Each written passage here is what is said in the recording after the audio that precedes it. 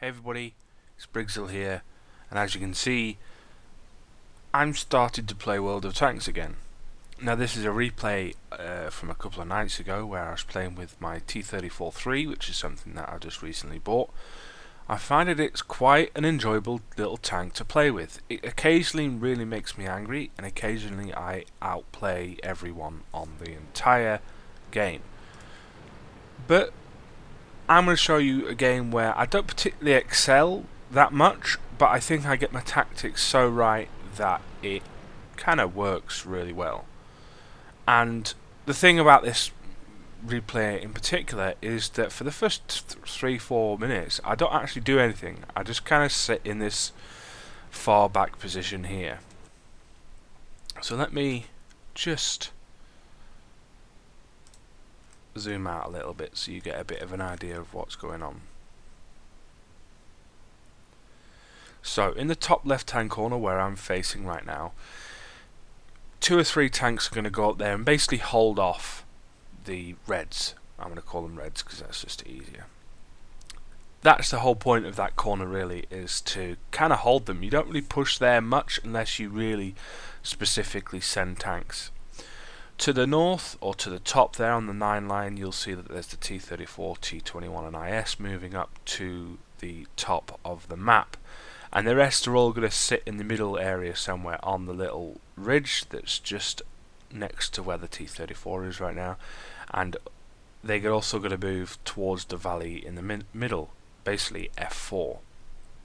Now, some of you are going to complain to me here and say, well, you're a medium tank, you should be getting in the fight a little bit, you've got decent turret armor and all this sort of stuff.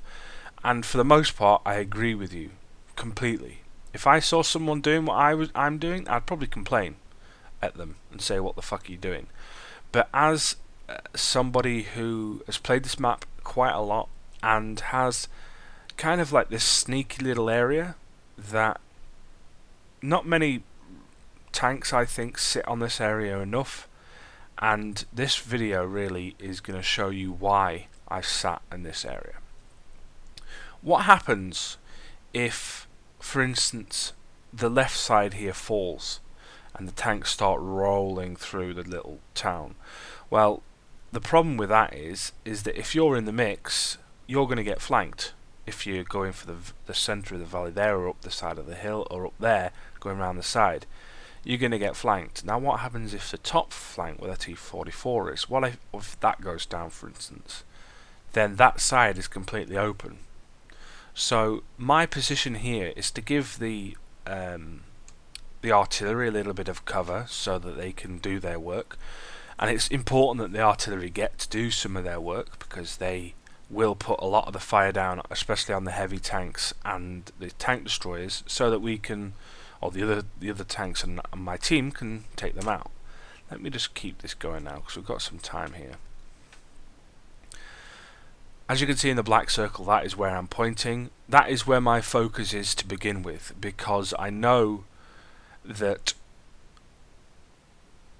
if we don't hold that area, that's where the first real set of tanks is going to come from. I'll also be keeping an eye on the middle, because from this location, if I zoom in right now, I should be able to zoom in better than that. I can look down there, so if any tank moves into a position like down there, which would be a silly position to take, I'll be able to take some hits on them, or give some hits. And I can also see all the way up there to where the rock is, and to around that corner, to anything that comes up over there I will be able to kill. And anything that comes down here, I should be able to at least see something, hopefully. Now, as you can see, the Panther's decided that he wants to go around the side there. He's actually pulling back now against the T-32. We've got a little bit of fight going on on the hillside up there with the AMX 1390 and the T-44. They're going to trade some fire. Artillery going off in the background, as you can tell by the sound, which is a sound mod which is available on curse.com with WOT or what, pretty much on the front page. It's very, very good sound mod, very realistic, gives a lot more atmosphere to the regular sounds of the guns. It also is very loud, so make sure to turn the sound down a little bit lower than normal. I'm tracking the Panther at the moment, but I'm not going to be able to see them. Panther goes down from Bees, the FV-38-05. The Ferdinand's going to kind of not really peek out, but he's going to move up a little bit there. We've got a little bit of a middle action going on. T-71 goes down from the 212A, another artillery hit there. I'm going to move down here. Now I make a mistake here. I think to myself, I've got to move, but I make a mistake. I don't know why I move there as the Ferdinand goes down. Now you can see what's going to happen here. As soon as I realised that this area is going to be open, I started to focus more on what is around here. So we've got the AMX 1390, we've got the Type 62. First shot on the Type 62, takes a decent hit, very good damage on this gun, decent penetration. We've got the Jag Panther here. The reload's really slow, the artillery doing a really good job. RHM takes a nice 446 damage. The reload's about 12 and a quarter seconds roughly. I'm going to see if I can hit another, and I take the RHM out. That was a really good shot. Object 704 is now in my target of influence. I'm going to focus on the tanks in between. I think I get a shot on it. I think I track him rather than actually do any damage. We'll find out in a second. But now that side is covered pretty much. The problem is we've lost the top. So let me zoom out. We've lost this top around here, and it means that this side is completely open as the Object 704 is taking some more damage. But we have succeeded on the left hand side, as you can see from the T30 and IS-8 moving along that side. I'm taking shots here, but I'm not particularly doing very well, and the T-34 dispatches of the Object 704. My main focus really is on this area here. I point it out as well just for people who don't know, and what is going to happen here is probably a lot of luck, because for some reason I don't spot them. I spot the T-44, I take a shot, get a nice little hit. The 1390 is now under here. He gets a couple of shots on me, I get a couple of shots going, I get some more damage. I try to ram him here, I nearly succeed, but I lose my track. And eventually, once my gun comes back up, I'm able to kill the 1390. The Type 62 goes down just really quite a very lucky kind of situation, because one penetration and I would have been dead there. So in a way, me sitting in this position allowed me to cover the artillery, because otherwise the AMX 1390 would have run right into the artillery, killed both of them, and we would be in a lot worse of a position right now. Problem is that we've got a Tiger 2 coming up, and I really like what happens with this Tiger 2, if memory serves me correctly. We'll just wait for it to pop up while we wait for the KV3 to enjoy sitting around. Tiger 2 is definitely on this ridge somewhere. It's going to come up roughly on the left where the house is at the top. I mean, over here, it's going to come up behind there. I'll spot in a few seconds. I say a few, it might be a minute or so, but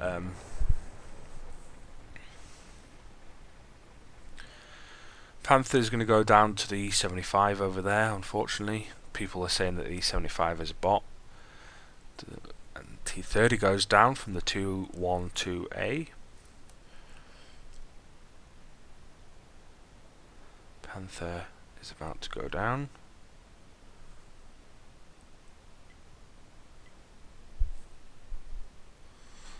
Any time now. There's the Tiger 2. Now, I'm going to wait for the artillery to attack to get the best shot off. Otherwise I'm going to waste my shot. Then shoot. Then the second artillery shoots, gets the kill. Very well done. Now I will just move, because I know that the artillery is probably gonna... There we go. Even though it wasn't as accurate as it should have been to kill me, it was enough for me to move. And we're left with 3 tanks now. Pretty much the end of the game. The T-34-3's got 5 kills, very nice. The E-75 is a bot supposedly, and the T-25-AT is not doing so good against the IS-8. I'm now going to move out with my 95 health. Very lucky to be alive. There's no doubt about this. Some of these games are really, really fantastic, but some of them you get a little bit of luck, and that luck allows you to have even better games. This vehicle is really good if you use it correctly. Now this, I'm not going to say that what I've done here is a correct way of doing things, but I will say that in all honesty I enjoyed playing this tank, and I think it was the right thing to do.